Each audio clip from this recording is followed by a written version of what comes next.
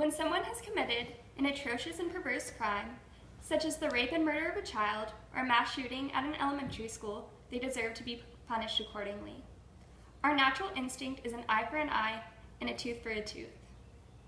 And I know that if someone killed my close friend or family member, I would want them dead. However, after researching the death penalty in modern America, I have to disagree. Our modern society has outgrown it. America is behind on the times.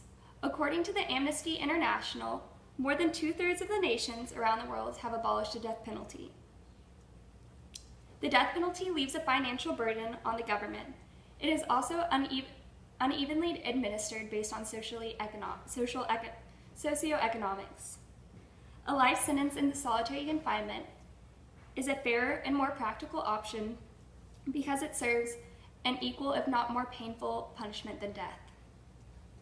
The first reason I believe that the death penalty should be abolished is because of the time and money that it takes to prosecute someone, although in theory it seems like a quick and easy fix. Only about 5% of the 5,628 death sentences imposed from 1973 to 1995 were carried out, according to the New York Times. The average prisoner that is currently on death row has been there for an average of 13 years.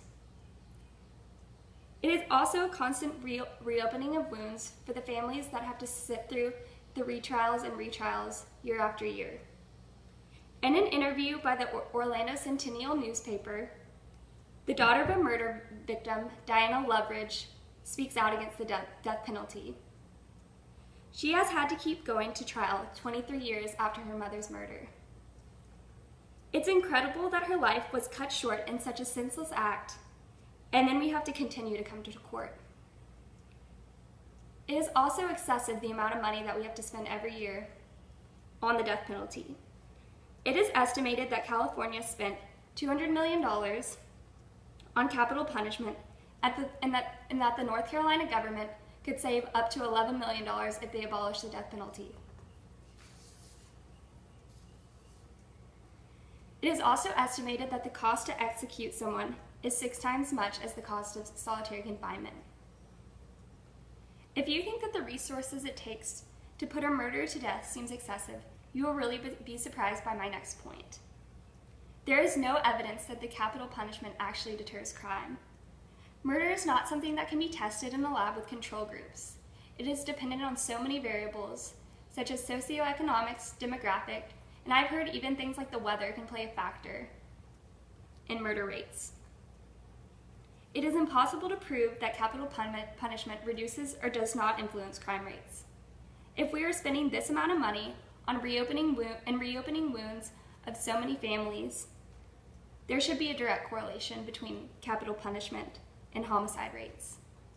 We could be using this money towards something positive, such as building infrastructure in cities or putting it back into our school districts.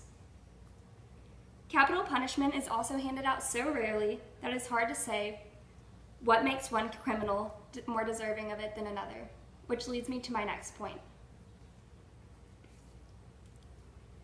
Socioeconomics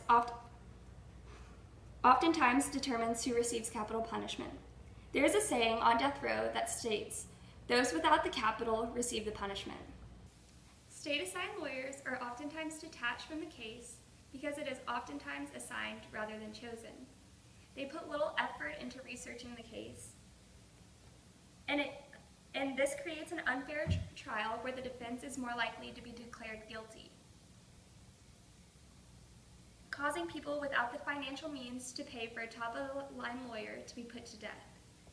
If the lawyers fail to fully investigate their cases and present a well-informed argument before the court, it becomes impossible for the jury to make a just decision.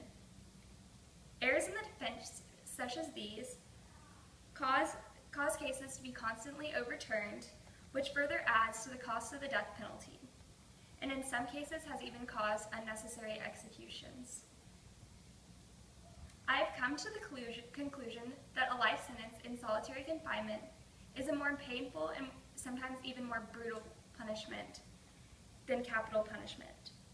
As humans, we were designed to have social interaction And if we do not, it can lead to symptoms such as paranoia, depression, anxiety, loss of identity, heart palpitations, and other mental illnesses.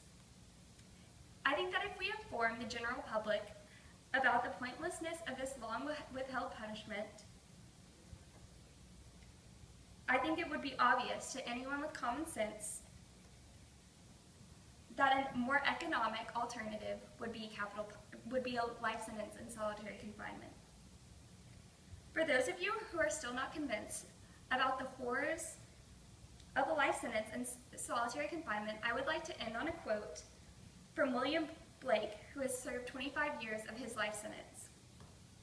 "What nobody knew or suspected back then, not even I, on that very day, I would begin suffering a punishment that I am convinced, beyond all doubt, is far worse than any death sentence